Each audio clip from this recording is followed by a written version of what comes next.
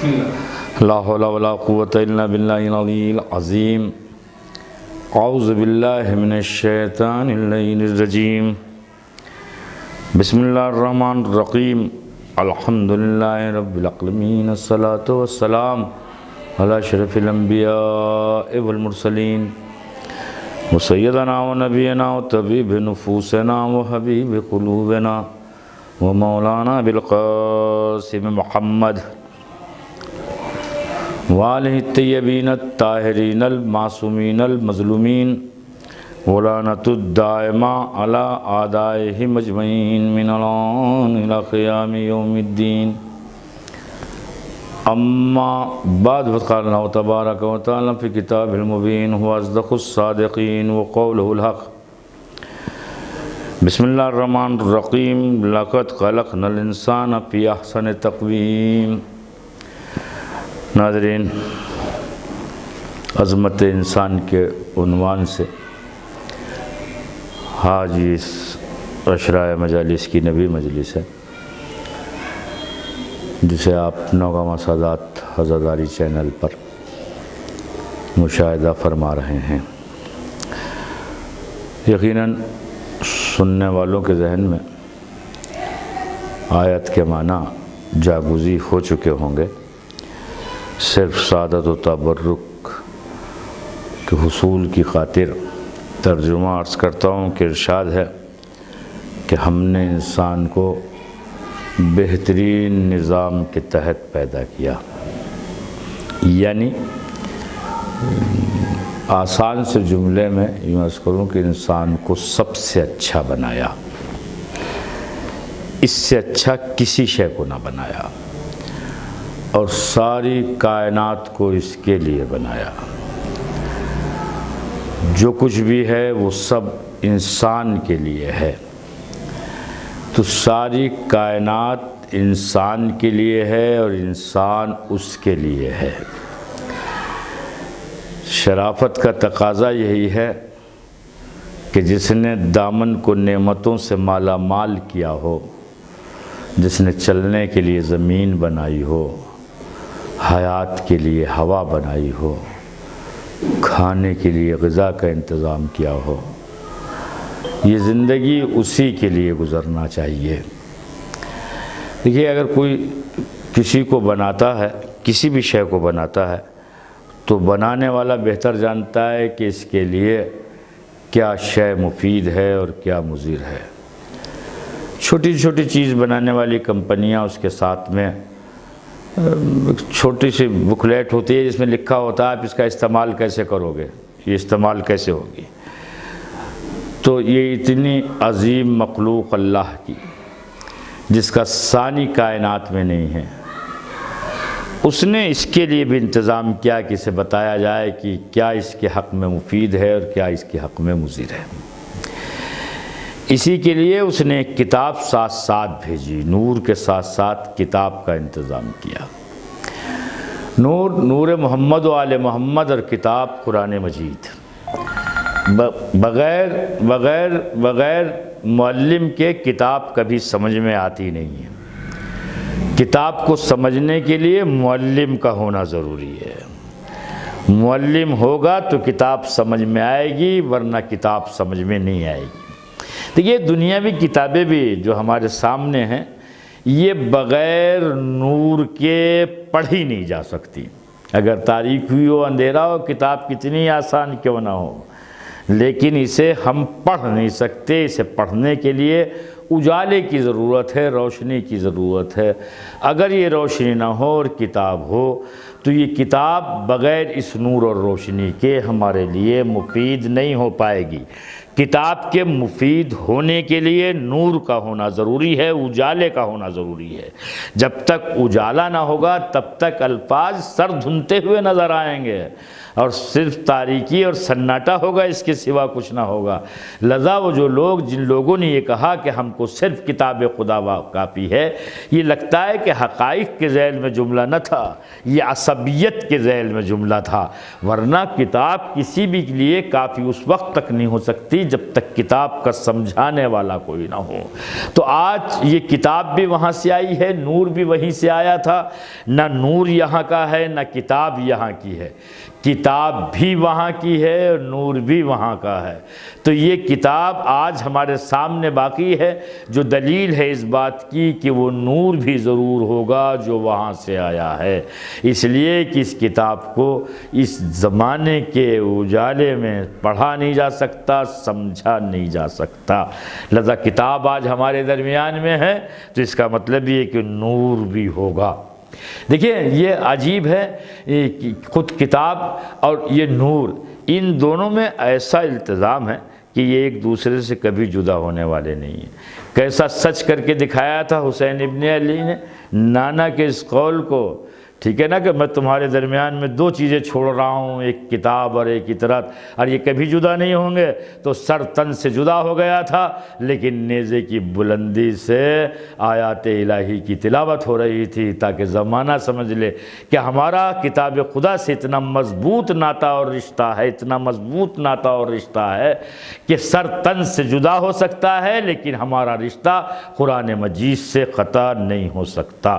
حسین ابن علی کی جو توصیفات اور تعریفات اور مدح و فضائل سرکار رسالت مآب نے ارشاد فرمائے تھے، وہ نانا کی حیثیت سے نہیں تھے، نہ اس لیے کہ یہ نواسے تھے اس لیے مدح سرائی ہو رہی تھی، نہیں، رسول جانتے تھے کہ میری دین کی بقا کی زلفیں حسین کے ہاتھوں میں ہوں گی، الجھی ہوئی زلف اسلام کو سلجھانے کا کام حسین ابن علی کرے گا، اس لیے کس قدر ناز و نیم کے ساتھ حسین کو پروان چڑھایا کہ سرکار سجدے میں تھے اور حسین پشت رسالت پر۔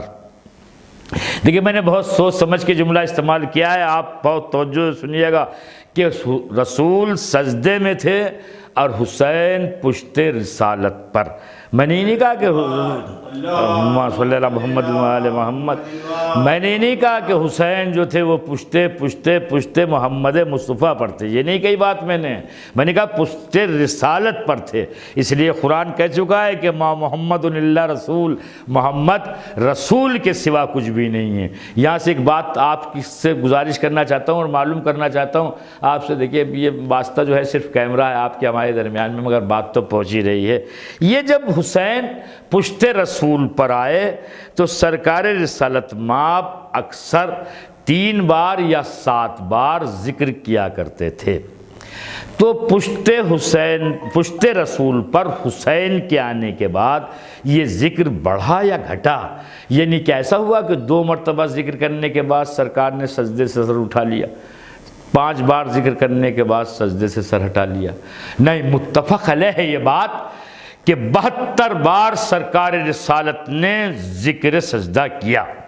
جب تک حسین پشت سے اتر نہ آئے سرکار رسالت مآب حمد خدا کرتے رہے۔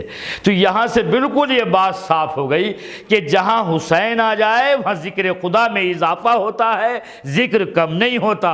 میری سمجھ میں وہ حسینی آتا ہی نہیں ہے جو نمازوں سے دور ہو، جو روزوں سے دور ہو، جو ذکر خدا سے دور ہو، اس لیے کہ حسین آ گئے ہیں تو ذکر رسالت میں اضافہ ہوا ہے، ذکر بڑھا ہے، ذکر گھٹا نہیں ہے۔ اب یہاں ایک بات تھی، یہ ذہن میں آ گئی، عرض کر دی، تحمل کر لیجئے گا، برا نہ لگنا چاہیے اچھی باتوں کا۔ ایک بات اور عرض کرتا ہوں کہ جب یہ اگر نماز جماعت کے ساتھ ہوتی ہے، یعنی نمازی واقف ہو جاتے ہیں مزاج امام جماعت سے، وہ خوب واقف ہو جاتے ہیں جو جماعت سے نماز پڑھتے ہیں، وہ جانتے ہیں کہ یہ امام جماعت جو ہے یہ 1 بار تسبیح اربع پڑھتا ہے، 2 بار پڑھتا ہے، 3 بار پڑھتا ہے، اسی سجدے میں رکوع میں ذکر یہ کئی بار کرتا ہے، وہ انہیں اس کا مزاج معلوم ہو جاتا ہے۔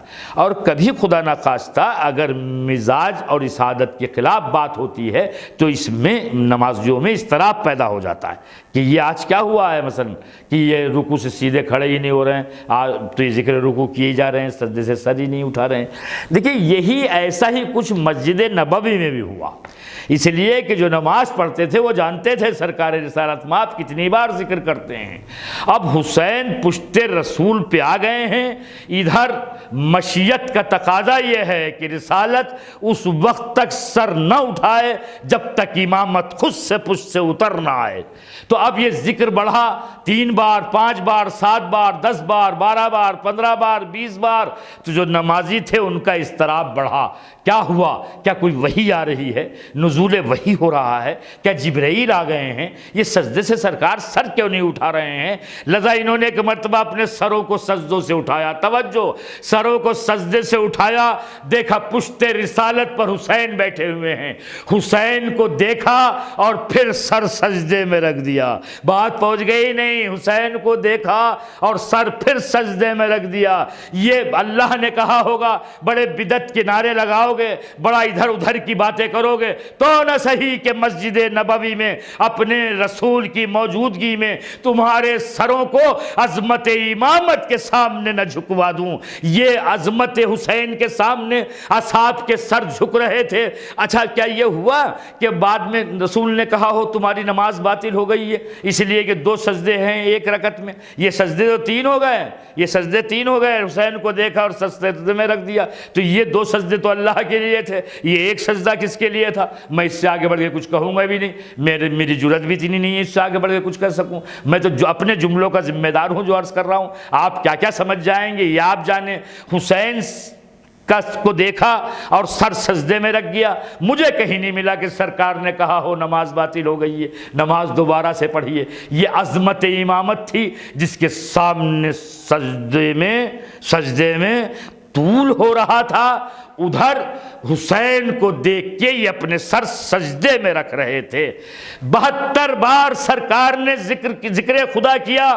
بھئی یہ جملہ دیکھیے ایک تخیل ہے، ہو سکتا ہے کہ حسین ابن علی نے کہا ہو نانا 72 کے بعد آپ نے اپنا سر سجدے سے اٹھا تو لیا تھا، اس کا صلہ یوں دوں گا کہ جب میں سجدے میں سر رکھوں گا تو خود سے نہ اٹھاؤں گا، قاتل سر کاٹ کے لے جائے تو لے جائے، لیکن تیرے دین کی عظمت کی خاطر حسین کا سر سجدے سے نہ اٹھے گا۔ توجہ کر رہے ہیں عزیزو، سماعت فرما رہے ہیں؟ عجب حسین ابن علی۔ ایک حدیث سناتا ہوں درمیان میں، پھر ذرا سی بات آگے بڑھاؤں گا۔ آج یہ نبی مجلس چاہتا ہوں تذکرہ حسین ابن علی ایک تھوڑی دیر آپ کی خدمت میں ہو جائے۔ بڑا عجیب ہے حسین اور بڑا لطیف ہے حسین، بہت توجہ سے سنیے گا جتنے بھی حضرات دیکھ رہے ہیں۔ ایک شخص کہتا ہے حسین والا تھا، عارف تھا، جانتا تھا، پہچانتا تھا، کہ مولا آج تو جی چاہتا ہے کہ آپ اپنی کوئی فضیلت اپنے دہن اقدس سے بیان کریں۔ امام نے کہا نہیں، تم سے برداشت نہیں ہوگی۔ کہا نہیں مولا، میں آپ کی عظمت کا قائل ہوں، میں آپ کی امامت کا قائل ہوں، وہ چاہ رہا ہے دل کہ اپنے دہن اقدس سے کوئی فضیلت اپنی بیان کریں۔ امام حسین نے اپنے تعلق سے ایک فضیلت کا بیان شروع کیا۔ اس سننے والے کے سر کے اور داڑھی کے بال سفید ہو گئے، جب بال سیاہ تھے سفید ہو گئے۔ امام کہتے ہیں کہ ذرا سناؤ اب تک میں نے کیا کہا؟ وہ کہتا ہے مولا بھول گیا۔ تو امام نے فرمایا یہ اللہ نے تم پہ کرم کیا ہے، اگر نہ بھولتے تو مر جاتے، یعنی تمہارے دل میں اتنی طاقت ہی نہ تھی کہ تم اسے برداشت و تحمل کر لیتے، یعنی بھول گیا۔ تب اثر یہ ہوا کہ سر اور داڑھی کے بال سفید ہو گئے۔ عجیب ہے حسین عزیزو، معرفت حسین ابن علی اور شناخت حسین ابن علی اور محبت حسین ابن علی۔ دیکھیے سب جملوں کو چھوڑے کہتا ہوں یہ نعمت عظمیٰ ہے، یہ عظیم نعمت ہے، اس لیے کہ آج جو کچھ بھی ہو رہا ہے وہ حسین کے صدقے میں ہے، جتنے بھی اعمال صالحہ ہیں سب حسین کے صدقے میں ہیں۔ اس لیے حسین کے گرویدہ صرف شیعی نہیں ہیں، وہ کون سا مذہب ہے جس میں حسین کے چاہنے والے نہ ہوں؟ وہ کون سا فرد ہے جو حسین کی حقانیت کا اقرار نہ کرتا ہو، حسین کے ایثار کا اقرار نہ کرتا ہو، حسین کی شجاعت و قربانی کا اقرار نہ کرتا ہو؟ اس لیے مرسل اعظم نے کہا تھا کہ حسین مجھ سے ہے اور میں حسین سے ہوں، حسین مجھ سے ہے اور میں حسین سے ہوں۔ ایک جملہ عرض کرنا چاہتا ہوں ناظرین، بہت توجہ سنیے گا، حسین مجھ سے ہے اور میں حسین سے ہوں، کلام مرسل اعظم ہے۔ ہے، خاتم الانبیاء کا قول ہے، سمجھنا آسان نہیں ہے، مگر ہم صرف ظاہر کو سمجھتے ہیں، اتنی ہماری ذمہ داری ہی بھی ہے، اتنی ہماری تکلیف بھی ہے۔ تو میں نے تھوڑا سوچا کہ یہ جو سرکار نے کہا حسین مجھ سے ہے اور میں حسین سے ہوں، تو کب سے کب تک حسین ہیں رسول سے، اور کب سے کب تک رسول ہیں حسین سے؟ ظاہری بات ہے، یوں تو خاتم الانبیاء کا کلام ہے، ظاہر ہے ختم نبوت کے ذہن اقدس سے نکلا ہوا جملہ وہی جانے۔ میں جو سمجھا ہوں آپ کو بتانا چاہتا ہوں، سنانا چاہتا ہوں کہ کب سے کب تک حسین رسول سے ہیں اور کب سے کب تک رسول حسین سے ہیں۔ تو میری سمجھ میں تو عزیزو یہ بات آئی کہ شاید مقصد قول مصطفیٰ کا یہ ہے کہ روز ولادت حسین ابن علی سے لے کر حسین ابن علی سے لے کر 10 محرم 61 ہجری تک حسین رسول سے ہیں۔ روز ولادت سے لے کر 10 محرم 61 ہجری تک حسین رسول سے ہیں، اور 10 محرم 61 ہجری سے لے کر روز معلوم تک رسول حسین سے ہیں۔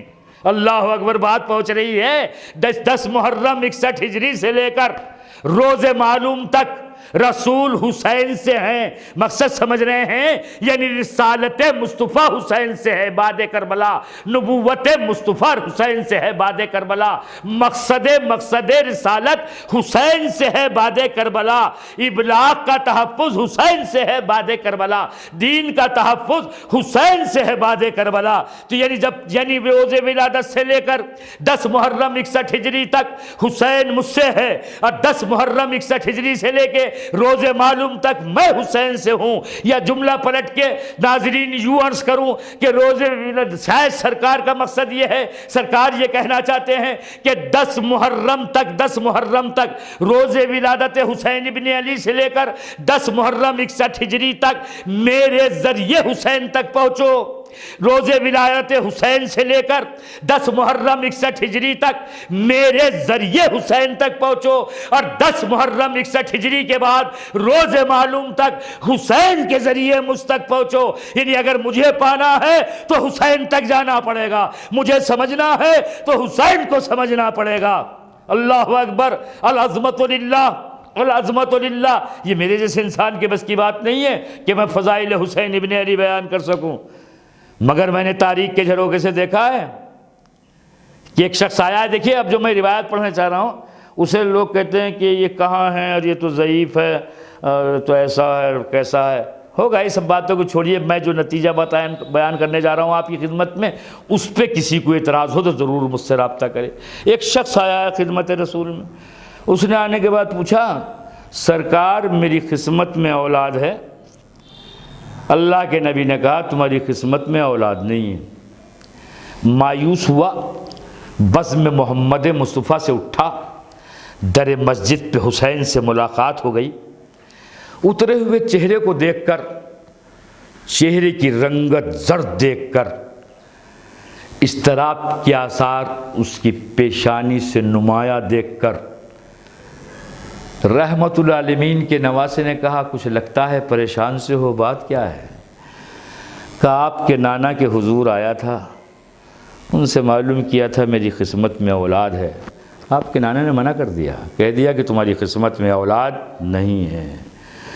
امام کو ترس آیا، در کرم کھلا، بحر سخاوت جوش میں آیا، کہا ہمارے ساتھ چل کے معلوم کرو نا، ہمارے ساتھ چلو۔ جانتا تھا عظمت حسین ابن علی کو، یہ اس لیے کہہ رہا ہوں، نہ جانتا تو کہنے سے واپس کیوں پلٹ جاتا۔ پہنچ گئے، پھر کہا معلوم کرو۔ اس نے پھر پوچھا سرکار اے اللہ کے نبی کیا میری قسمت میں اولاد ہے؟ کہا نہیں تمہاری قسمت میں اولاد نہیں ہے۔ جیسے ہی نانا کا جملہ تمام ہوا، حسین کہتے ہیں نانا میں نے اسے ایک بیٹا دیا۔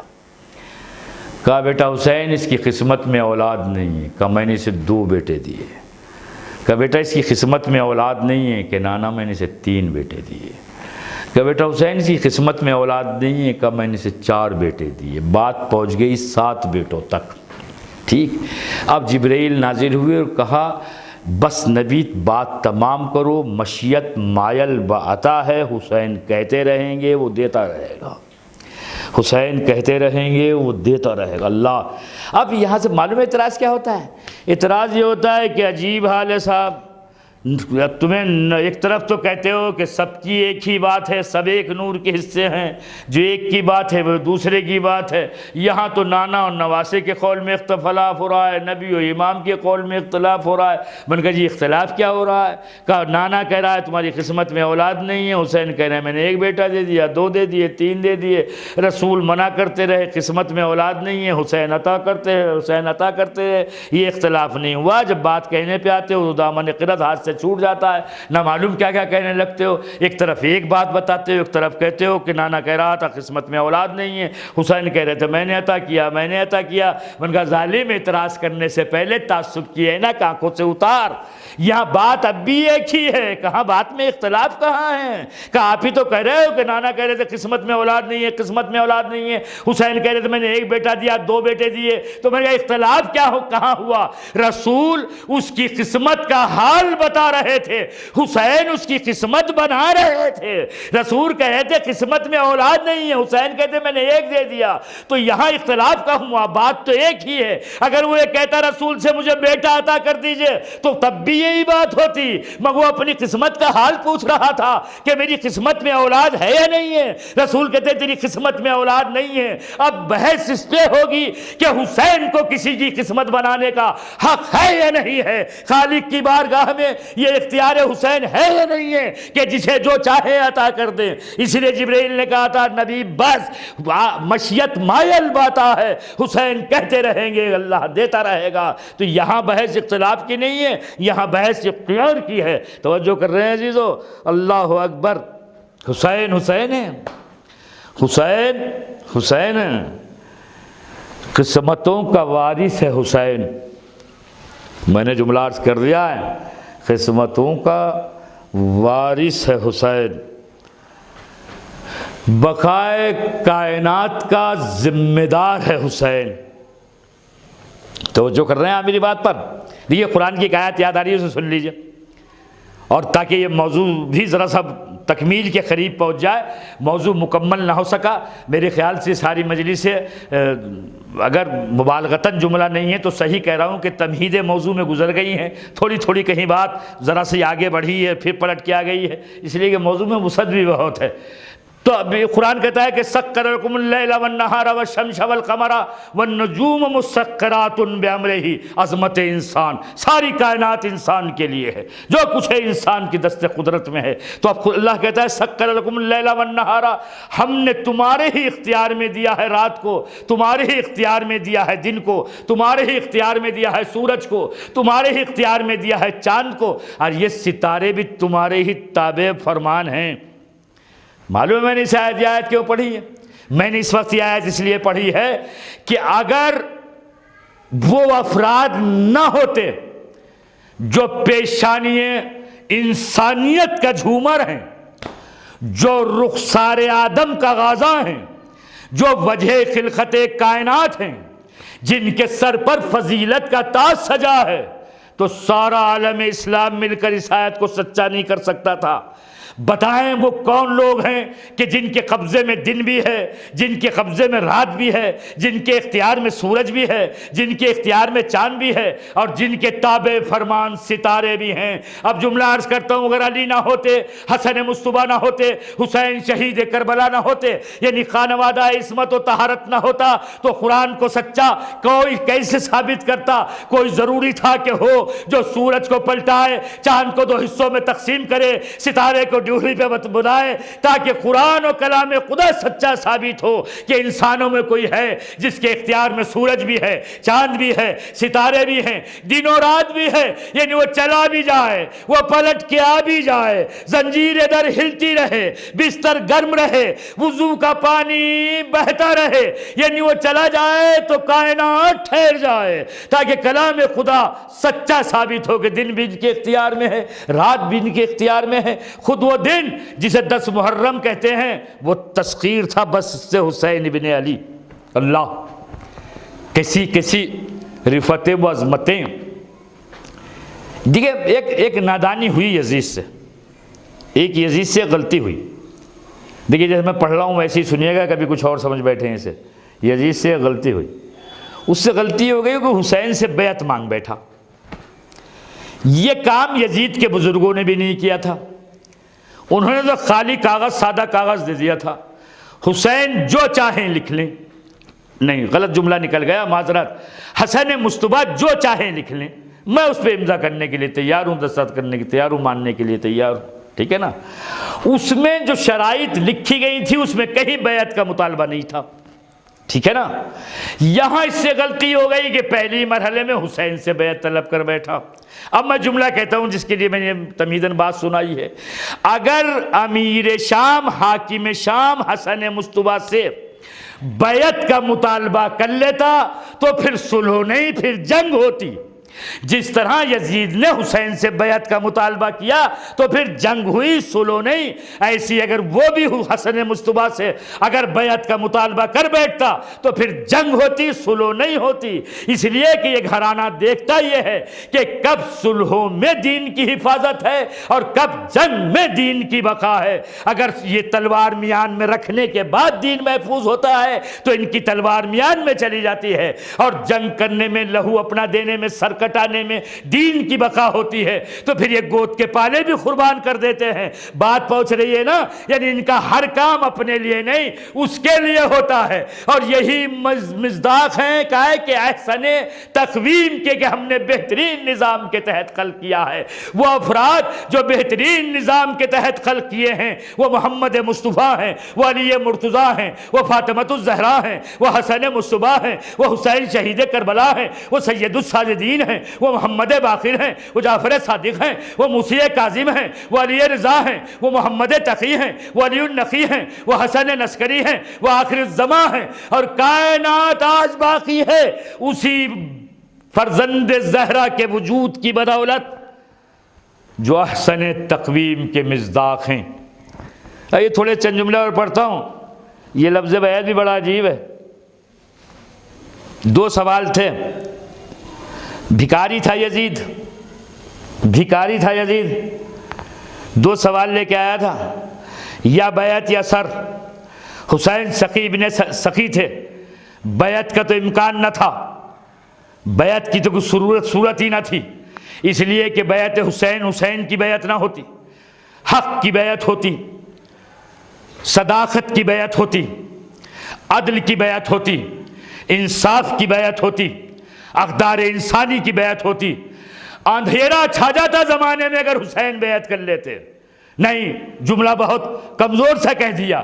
اندھیرا نہیں, یہ کائنات ہی باقی نہ رہتی اگر حسین بیعت کر لیتے. اس لیے یہ قرآن مجید کی آیت ہے کہ لو اتبعوا الحق واهواهم لفسدت السماوات والارض ومن فيهن.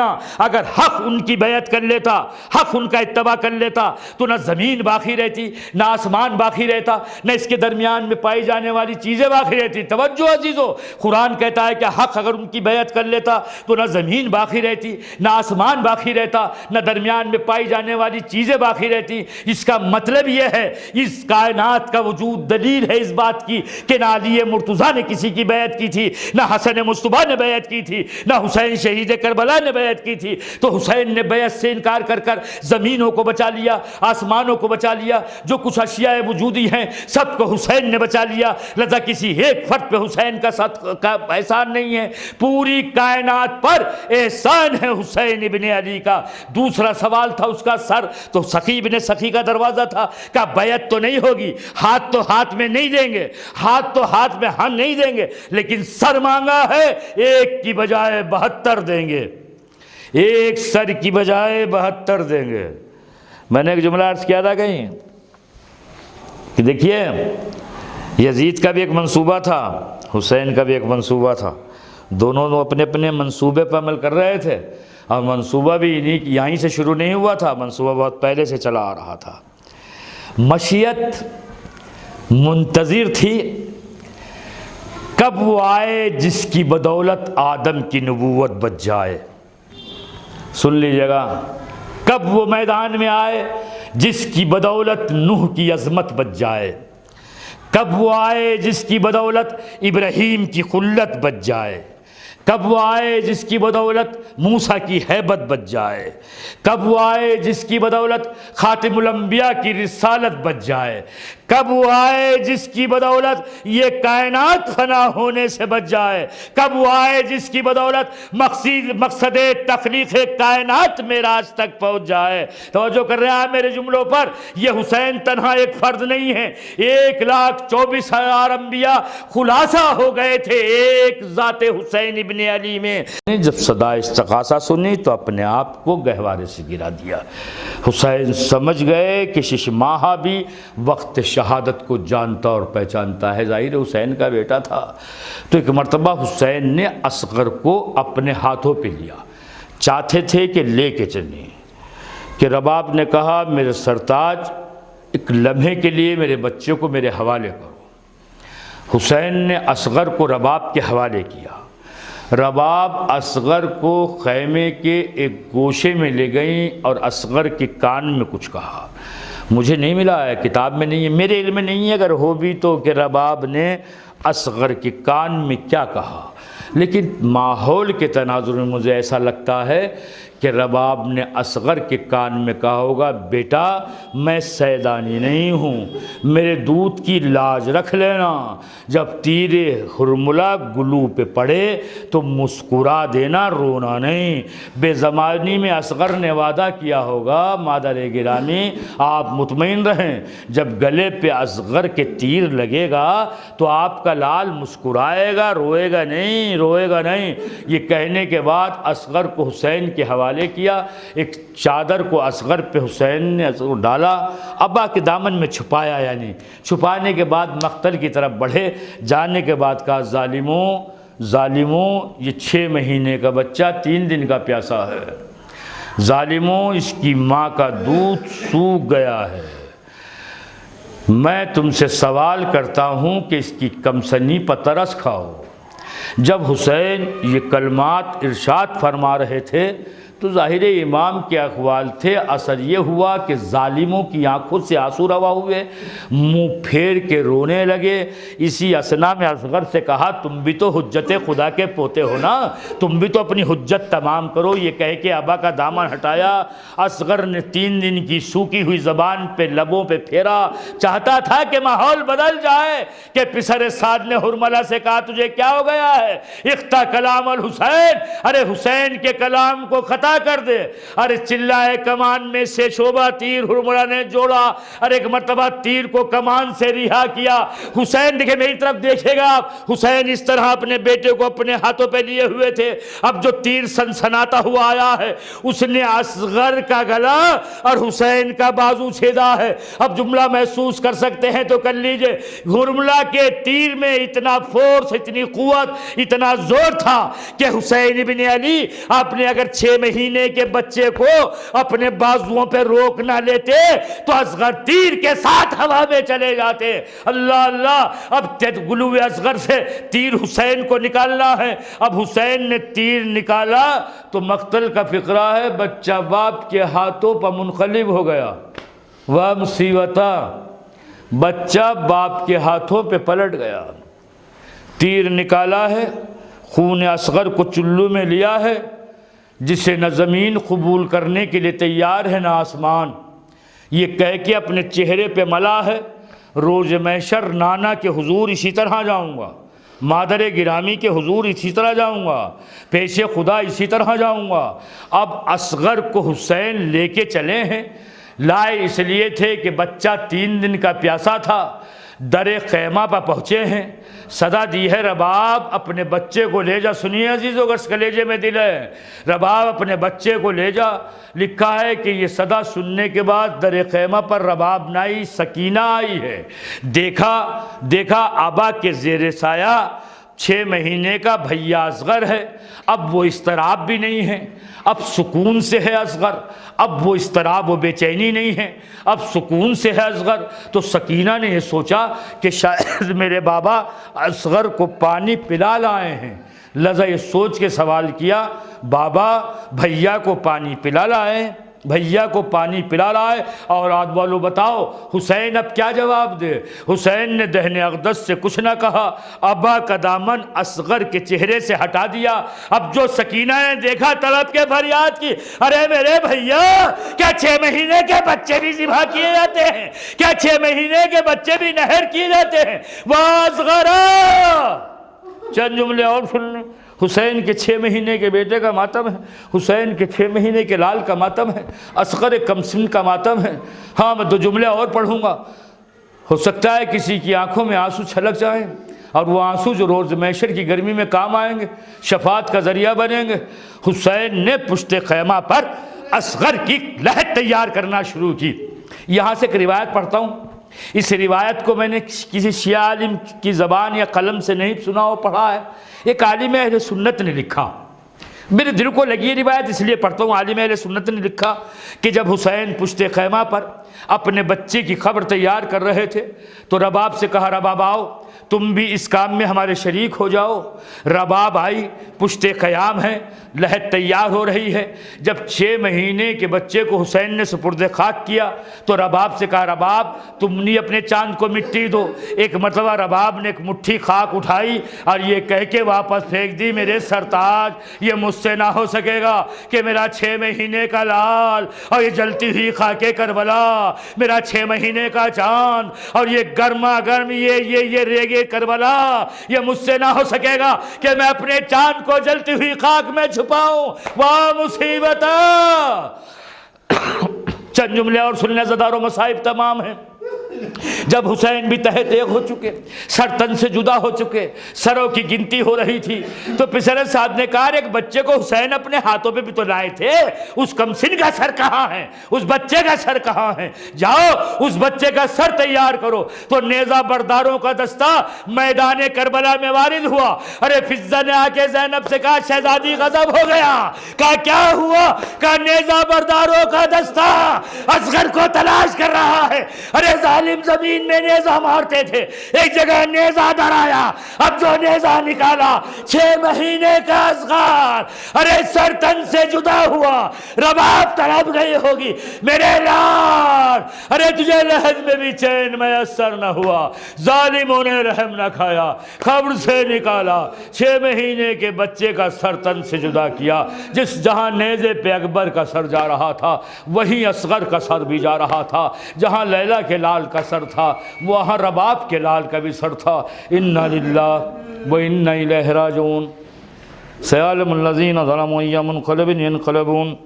لعن اللہ امة قتلتک ولعن اللہ امة ظلمتک ولعن اللہ امة سمعت بذلک فرضیت بی مولانا کنما کن فنفوز ماک۔